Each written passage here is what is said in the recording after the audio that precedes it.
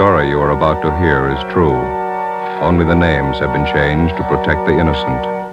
Fatima Cigarettes, best of all long cigarettes, brings you Dragnet.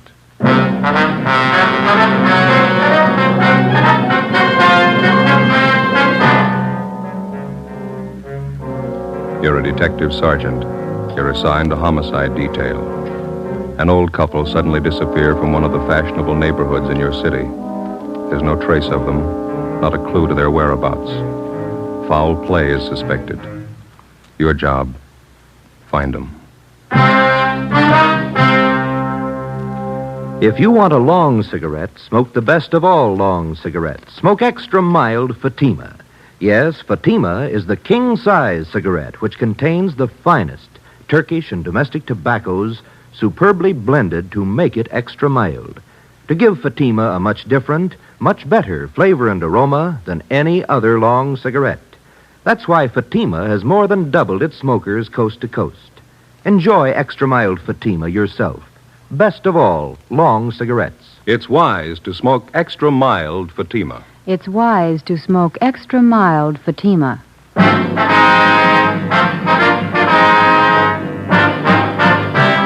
Dragnet, the documented drama of an actual crime. For the next 30 minutes, in cooperation with the Los Angeles Police Department, you will travel step by step on the side of the law through an actual case from official police files. From beginning to end, from crime to punishment, Dragnet is the story of your police force in action. It was Saturday, September 30th. It was warm in Los Angeles. We were working the day shift out of homicide. My partner's Ben Romero. The boss is Captain Blaine Steed. My name's Friday. It was 3:45 p.m. when I got to room 67A. Missing persons. Hi, Joe. Hi. Where's Al? Next door. I'll be back in a minute. Oh. There's a phone message for you in the book. It's from your wife. What is it this time? She didn't say. Sure been a bad week. Oh, what's the matter? Lucille. Who? Our cat. Again? Kittens. Had 11 of them by the time I left the house. She was a healthy kid. Yeah. Don't know what I'm going to do with them. Hey, your mother likes cats, doesn't she, Joe? You gave us 2 from the last litter. We still got them. They're as healthy as their mother. Yeah? Never pass up a meal. Hi, Joe. Hi, Al. Sorry to keep you waiting. Just getting this report straightened out. Here you go. Mm-hmm. Mr. and Mrs. Walter Apperson. How long they been missing? Well, today's the 4th day. They're an elderly couple. One of their next-door neighbors got a little worried when he didn't see him around the house. Came in yesterday and filed a 316 on him. Let's see. Clarence Stokely. Is that the neighbor? Yeah. It says here he lived next to the Appersons for 28 years. Never known him to take off like this. Checked Apperson's cottage out there. Dirty dishes on the kitchen table. Not the way an old couple leave a house normally. And how about friends and relatives? Stokely called him. None of them have seen or heard from the Appersons for a week. Checked out 2 of their 3 living relatives, cousin in Eagle Rock and Eastern Alhambra. They don't know a thing. Mm-hmm. Wonder if I can see that, Ben. Oh, yeah. Thank you. Well, how about the 3rd relative? Nephew, is that it, Joe? Yeah. Frank Apperson. Says here he goes to a private college out near Monrovia. I haven't been able to contact the kid. He's away on a vacation. Possible the old couple might be with him? Not according to Stokely. Says the Appersons seldom spend any time away from their home. That's all we've got to go on, huh? Just the neighbor's story? Yeah. Oh, he says he checked the garage, too. The Appersons' car's gone. How does that tie in? Well, Mr. Apperson hasn't driven the car for the last year and a half. He has a nephew or some friend drive whenever he wants to go out. One more thing. May mean something, may not. What's that, Al? Mrs. Apperson's an invalid. Yeah? She hasn't left the neighborhood in 10 years. 4 p.m. Ben and I left the office and drove out to interview the neighbor of the missing couple. After checking at his home, we finally located him at his place of business, a small barber shop at the corner of 54th Street and Maxford Place. The chipped gold lettering on the window read, Jim Dandy Tonsorial Parlor. Smaller lettering in the right-hand corner of the window read, Proprietor Clarence Stokely. Except for a man in a white barber's smock sitting in the first chair, the shop was empty. How do you do, gentlemen? Hi. You Clarence Stokely? That's right. Police officers, Mr. Stokely. I'd like to talk to you about the missing persons report you filed yesterday. Oh, yes. Glad to help. You found out anything yet? You know the Appersons pretty well, do you, Mr. Stokely? 28 years. Sure worried about Walter and Kate. Never known them to do anything like this. Say, I couldn't be of service to you, could I? I just had a haircut a few days ago. How about you, Joe? Looks like you could stand a trim. We could talk it over while I cut your hair. Don't think we'd be disturbed. They still look well. Yeah, okay, fine. Here, I'll take your coat. Oh, thank you. First chair there. You bet.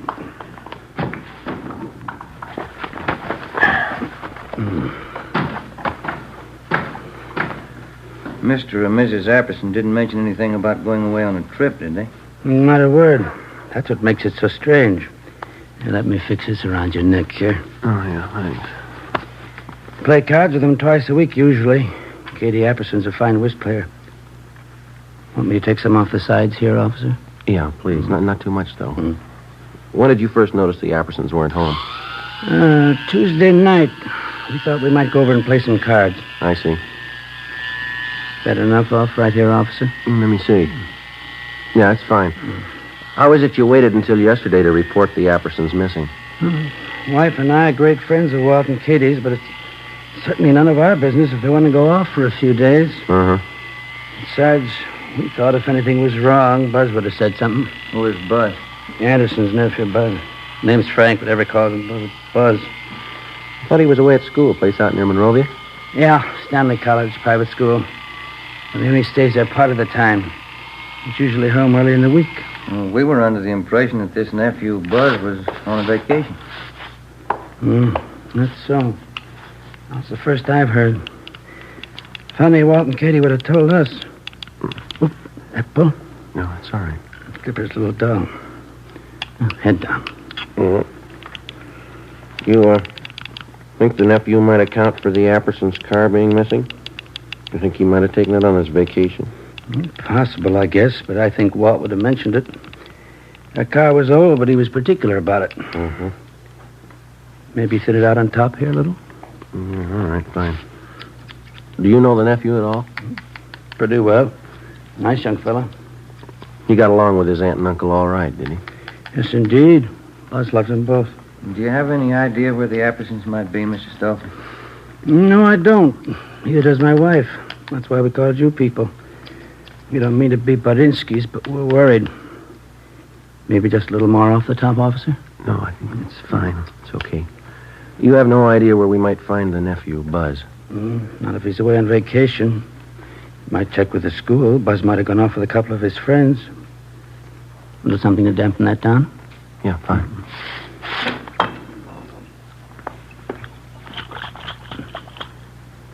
Yeah, that porch light of theirs been burning for 3 nights and 3 days. It really kicks up the old electric bill. Maybe the Appersons may have overlooked it. Huh? Maybe. All right, sir. Yeah, it's a good-looking haircut if I say so myself. Yeah. It's fine. Oh, here you go. Thank you. Oh, here's our card, Mr. Stokely. We'll be checking with you. Bye. Bye.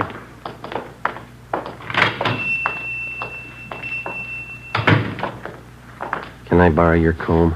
Barbara never combs your hair right. That's not going to help you. Huh? It's the way he cut it. What do you mean?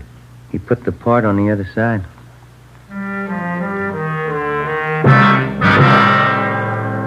After we left Clarence Stokely's barber shop, we drove out to the Apperson home on 54th Street, just below Seaboard Avenue. We checked the house from top to bottom. The closets and the bedrooms were well stocked with clothes. None of the luggage seemed to be missing.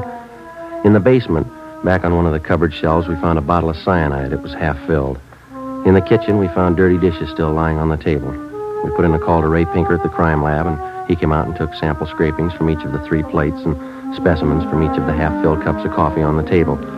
He also took along the bottle of cyanide to examine it for fingerprints. Ben and I called the record bureau just as a matter of routine and asked for any make and warrants on the nephew, Frank Buzz Apperson. R&I called back with the information that Frank Apperson had been arrested for grand theft auto 6 weeks before. His trial was pending. We checked back with the barber, Clarence Stokely. He knew nothing about the trouble. The next morning, Sunday, with the help of school authorities at Stanley College near Monrovia, we got in touch with the parents of 2 of Buzz Apperson's friends. They told us, as far as they knew, Apperson was on a camping trip with their sons. They were expected back in the next day around noontime. From one of the boarding students at Stanley College, we got the name of Buzz Apperson's girlfriend, a Miss Norma Louise Bernard. She lived in San Marino. Sunday night, we drove out to interview her. I don't know what I can tell you, Sergeant. Buzzy's on a camping trip with two of the fellows from school. That's all I know. When did he leave? Do you know, Miss Bernard? Last Monday morning, they left from school, said they'd be gone for a week. They're coming back tomorrow. Mm-hmm. You know Buzz Apperson pretty well? Yes, I do, as well as anyone, I guess. What is he, just a casual date? Oh, Buzzy and I have been going steady for almost a year now. I see. How old are you? I'm 19. Have you ever met the Appersons, his aunt and his uncle? Just once. They're awfully sweet. How did Buzz get along with him, do you know? Well, fine, I guess. The only argument Buzz ever told me about was a month ago. He wanted more allowance, and his uncle said no. Was Buzz ever in any trouble, to your knowledge, Miss Bernard? I don't think I know what you mean. What kind of trouble? Well, I mean, was he ever in any trouble at the college or with the law in any way? Oh, you mean that car Buzz took about 2 months ago? Yeah. We were supposed to go to this school dance, and Buzz didn't have a car. I guess he was ashamed. He said he knew the fellow he borrowed the car from, but the day after the dance, the cops came. How did his uncle react to that? Well, there was a terrible row, Buzz said. I really shouldn't be telling you. Bud made me promise. How were feelings between the boy and his uncle before he left on the trip? Did he mention anything to you about that? Well, we had a date last Sunday night. I asked him how things were at home. He didn't seem to want to talk about it. The last time you saw him was Monday morning. Is that right? Yes, just before he left on the camping trip. Well, you're sure he went on that trip? Well, of course I'm sure. How do you mean? He said, no matter who asks you, I went on a camping trip. He said it a couple of times. Did he offer any explanation? No, but I knew everything was all right. Oh, is that so? How? I could tell. The way he kissed me.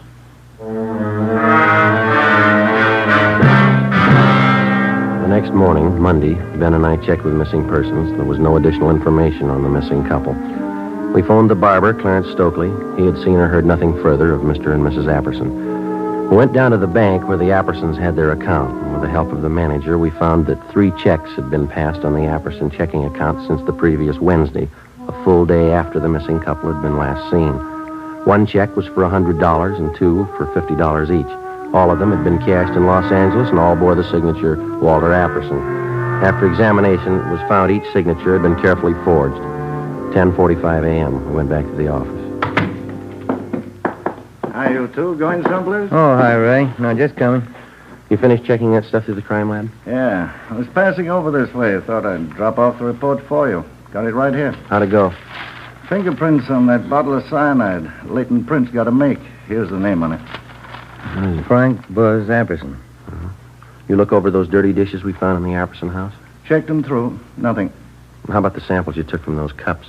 Whoever drank that coffee's in trouble. It's loaded. Yeah? Enough cyanide to kill a horse.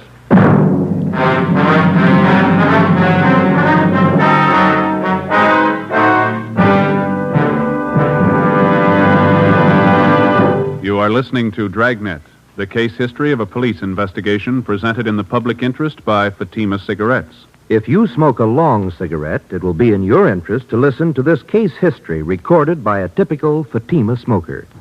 Hi there. My name is Bab Beckwith. Bab, that's short for Bethany Ann Beckwith.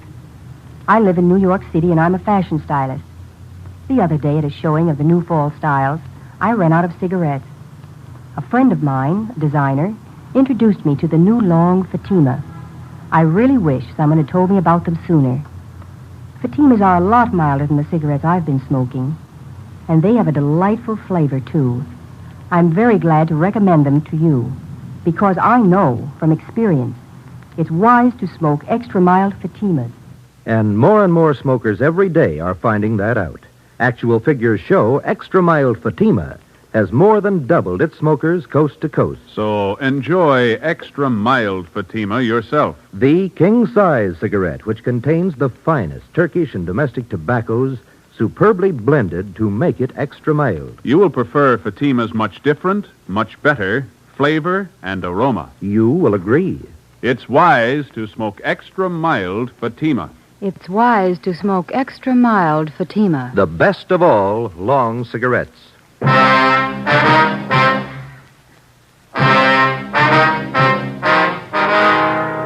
Monday, 1 p.m. We obtained a specimen of Frank Buzz Apperson's signature, and we had Don Myers in handwriting check it out against the signatures on the 3 checks. Both styles of handwriting matched in every detail. At 1:30 p.m., the parents of Buzz Apperson's two friends called to tell us that their sons were back from their camping trip. We checked the Apperson home. The nephew wasn't there. We drove out to see his two friends. Under questioning, one of them finally broke and admitted that Buzz Apperson had not gone with him on the camping trip. In the process of questioning the boys, one of them told us that he had been with the suspect 2 days before the trip when he purchased some medicine at the campus drugstore. We went to the drugstore and checked the prescription book. It showed Frank Buzz Apperson had purchased and signed for a bottle of cyanide 2 days before the disappearance of his aunt and uncle. Ben and I drove back to the Apperson house. When we arrived, the officers on stakeout had the boy in custody. No, I'm sorry, officers. I wish I could help you out, but, well, maybe it's not as bad as you think. When did you last see your aunt and uncle? Monday, before I left on the camping trip. They're in the habit of going off like this, are they? Oh, sure. Aunt Kate and Uncle Walter have friends all over. They go on trips all the time. Is that so? How do they get there? They drive, both of them. They've been driving for years. You talked to your uncle's friend, this Mr. Stokely next door. He says your aunt and uncle haven't been driving for at least a year and a half. Stokely, the barber? He's one of the neighborhood cranks, Sergeant. Anybody around here can tell you that. Minds everybody's business but his own. You don't seem too worried about your aunt and uncle. Think they're all right? Well, we'd have heard by now if they weren't, don't you think, sir? They probably took off on a trip. That's just about the size of it, I think. And how about this trip of yours? Sir? Well, this camping trip that you just come from. Oh, a couple of fellows from school. We went camping up by Big Bear for a week. Mm-hmm. Pretty good fishing for September. Ever been up there? Yeah, have you? Well, sure. I just said that's why we've been camping. Say, I'm a little thirsty. There's a couple bottles of ale in the refrigerator. Care for a bottle? No, not right now, thanks. Well, would you mind if I had one? Sure could use it. No, you go right ahead. We can talk in the kitchen. Mm-hmm. Place is in kind of a mess. I guess I'll have to go in and clean it up.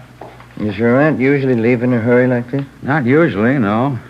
Dishes all over the place. She probably figured she'd wait till she got back to clean up. Mm-hmm. Aunt Kate does things like that once in a while. That so? Yeah, she's like that sometimes. Well, happy days. Yeah.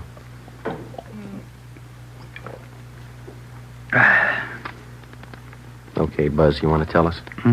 Where are they? Your aunt and uncle, what happened? Say, I don't think I know what you're talking about. What's the trouble? Come on, Buzz. You know what the trouble is. Let's have a straight story.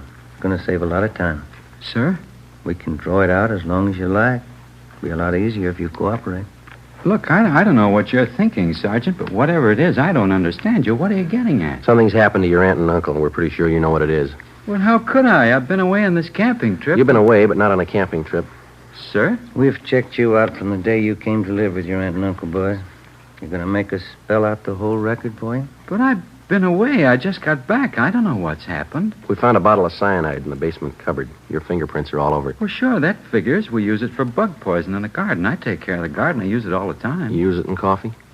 Sir? The police chemist checked what was left in 2 of the cups that were on that table there. Cyanide in both of them, enough to kill 6 people. Now, look, boy, we've talked to your neighbors, your teachers, your girlfriend, Norma, and those 2 pals you were supposed to go camping with. Now, we can drag all of them out if we have to. They're going to make a liar out of you. Sir? I think you got it the first time. Well, there couldn't be any cyanide in those cups. Why should there be? We think you can tell us that. But I can't. I don't know anything about this. I haven't any idea what you're talking about. Is this some kind of a gag? You know better than that. How about those checks, Buzz? Sir? The ones you forged your uncle's signature on. You need the money that bad? I didn't forge any checks. I was away on a camping trip. Dave and Willie were with me. They can tell you. You got in a row with your uncle. Maybe about that stolen car. Is that how it happened? It had nothing to do with it. I want to see Norma. I want to talk to Dave and Willie. They'll tell you. How about the man at the campus drugstore? Sir? The one you bought the cyanide from. You want to talk to him, too? Look, are you 2 fellas kidding me? This must be some kind of a gag, is it? Your aunt and uncle are missing. There's evidence of foul play. Now, does that sound like a joke? Well, how should I know where they are? I wasn't there. I want to talk to Norma. I want to see Dave and Willie. They'll tell you. Why don't we drive over and see him now? It's all right with us. Want to get your coat? Sure. Norma's the girl I'm engaged to. Dave and Willie are my best friends. They know everything about me. A couple of real nice guys. That's so? Sure. Well, let's go, Ben. Yeah. Dave and Willie have been all through school with me. They can vouch for me. Yeah? Sure. You can take their word, too. We will. 5:50 p.m. We left the Apperson house, drove across town, and headed over the Arroyo Seco toward the home of the suspect's friend, Dave Killefer. 6:33 p.m. We took a right turn off the freeway, headed south for another mile, and finally pulled up in front of the Killefer home. Buzz Apperson's friend, Dave, met us at the front door. What's it all about, anyway, Buzz? What's the pitch? Well, that's what I want to know. Look, is this some kind of a gag you guys cooked up on me? We were on the trip, Buzz. I don't know anything about any gag. What's all this about your aunt and uncle? I don't know. That's what these officers want to find out. I'd like to have you tell us again, Dave. Was Buzz here with you on that camping trip? Sure, that's why we came over. Now, tell them about it, you know. All right, let's have it, Dave. Was he with you on that trip? These officers aren't kidding, Buzz. They want the truth. Well, tell him I was with you and Willie. We went to Big Bear. We're looking for your aunt and uncle. I'm not going to lie now. You didn't go to Big Bear with us. All right, Dave, thanks. Well, he's lying, officers. Who put you up to this stunt, Dave? They'll throw you in the jug for a gag like this. Who's behind it? You're the guy who said it was a gag. You told us to tell everybody you were up at Big Bear with Willie and me. How about leveling? What's it about? He's lying. What's it about? You've got nothing to hide. Have you? He's lying. You can tell that, can't you? Let's go talk to Willie. He'll tell you the truth. Joe? All right. Thank you, Dave, that's all. All right, Sergeant. Sure there isn't anything I can do? No, thanks, just the same. Good night. Okay, good night. Anybody could tell he was lying, isn't that right, Sergeant? Well, he's your friend, Buzz. Why do you say that? Well, he was just plain lying, that's all. Couldn't you tell? No, I couldn't. How about you, Ben? Not me. Why would he lie, Buzz? You told us he was your pal. Some kind of a stupid gag they're pulling. The gang in the fraternity I belong to, Dave's one of them. They've done it before. I don't know why they're lying, but they are. Where's your friend Willie live? Sir? You said you wanted to drive over and have us talk to Willie? Oh, yeah. Where does he live? Look, would you mind very much? How's that? I got a terrible headache. Would you mind very much just driving around a while? I'd like to clear my head a little. I can't figure this thing out. All right. Why don't you roll down the window there, Buzz? Okay. Yeah. The air feels good. Sure is hot out tonight. Yeah, Been a pretty long summer, hasn't it? Yeah, it has. Say, I guess maybe we ought to forget about going over to Willie's place. He strings along with the rest. He'd probably lie, too. You said you wanted us to have a talk with him. Yeah, but I've been thinking about it. He'd only lie. It'd be better if we drove over to see Norma. That's the girl I'm engaged to. Yeah, that's what we understand. If anybody can give you a straight story, Norma can. She doesn't live far. Straight down the road here into San Marino. Yeah, we know. Oh. Sure would appreciate it if you'd drive over there. Okay. Norma can straighten this thing out. Swell girl. We're going to get married as soon as we can. Oh? Yeah. She saw me leave on that trip to Big Bear. She won't lie to you. Sure wish my aunt and uncle had left a note where they were going. All this trouble. You mind if I lay out a couple of things for you, Buzz? Now, what do you mean? When a police officer picks somebody up, he's got a good reason for it. Yeah, but Dave was lying, Sergeant. You know that. It's a lot more than what Dave had to say. Now, you've done something wrong. We don't know what exactly, but we've got an idea, and we're going to find out. You can't prove anything. I got that cyanide for the garden. We use it around the house for different things. You don't use it in coffee cups. What happened, boy? Where's your aunt and uncle? Next turn for Norma's house, up by the signal. Turn left. Yeah. Come on, Buzz. You know what happened. You're going to have to face it sooner or later. If it's not tonight, then tomorrow morning or tomorrow night or the night after. But I don't know what happened. The facts say you do, and they're not going to disappear. Now, you made the problem. It's going to stick out in front of you till you find an answer. How about it? Norma will know what to do. Wait till I talk to Norma. Why don't you stand up and face it, boy? Getting your girl mixed up in this isn't going to help. She'll know what to do. Can she find your aunt and uncle? Can she? How about the 3 checks? How about them? Can she explain those signatures that you forged? Maybe those fingerprints on the cyanide bottle. Can she help you out there? Now, look, Buzz, I believe you. You love the girl. Do you want her mixed up in all this? Here we are, Joe. Okay. That's the right house, isn't it? Yeah. Yeah, that's Norma's house. All right, what's it going to be? Do we go in? She'd cry. She'd only cry. Norma thinks a lot of me. Yeah? She's a swell girl. I don't want to have to tell her. She'd only cry. Yeah. I killed my aunt and uncle. 8 p.m.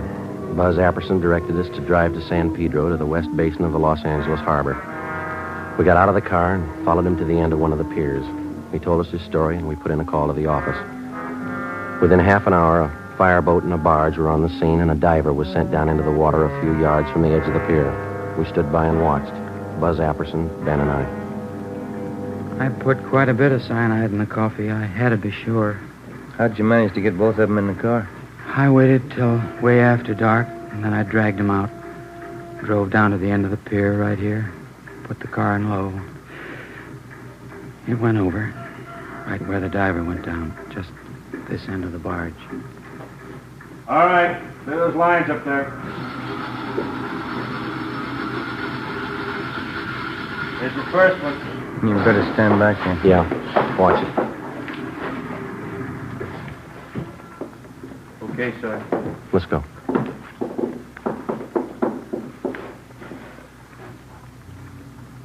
Buzz?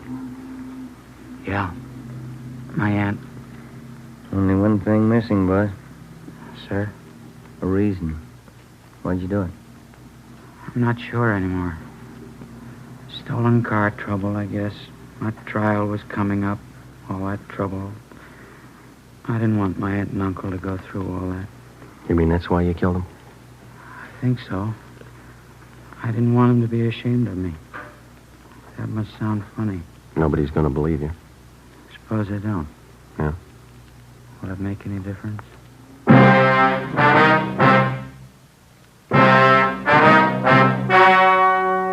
The story you have just heard was true.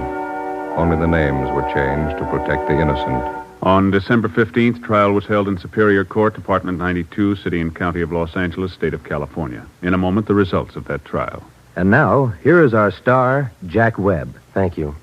To successfully prosecute a criminal suspect, the working detective gathers all available physical evidence. And in the crime lab, this evidence is carefully selected and screened to determine its worth. So with the cigarette. The makers of Fatima select and buy the finest tobaccos, both Turkish and domestic. And then these tobaccos are skillfully blended to make Fatima extra mild. Best of all, long cigarettes. Pack after pack, they're extra mild. Now, if you're a long cigarette smoker like I am, smoke Fatima.